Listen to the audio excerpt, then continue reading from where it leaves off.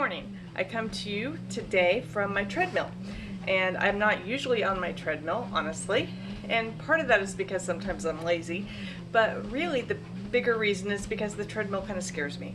I mean, right now I'm going very slow, and so it's okay, but whenever I try to pick up the pace a little bit, I have to really hold on, because sometimes trying to go too fast will trip up my feet, and I could easily fall. I was having a conversation with my son Joel earlier today, and I was reminded that it has been 7 years since I last had the ability to run. 7 years.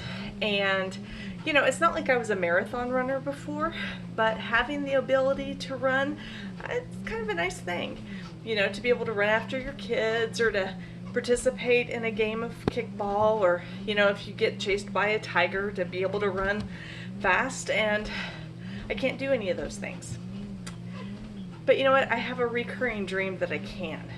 And it's amazing, because in the dream, I have the ability just to sprint and to just run fast and free, and not to even be worried about tripping up or my legs not moving fast enough. And it seems very real in the dream. But then I wake up and I realize it was a dream, and no, I do not have that ability. But you know what? One day I will. One day I am going to wake up and I will be in the presence of the Lord. And everything will be made new. And I will be able to run. And I really look forward to that day. I was reading in 2 Corinthians, and oh man, there is just so much good stuff in 2 Corinthians. But what I was reading today was chapter 4, verses 16 through 18. So we do not lose heart, even though our outer nature is wasting away. Our inner nature is being renewed day by day.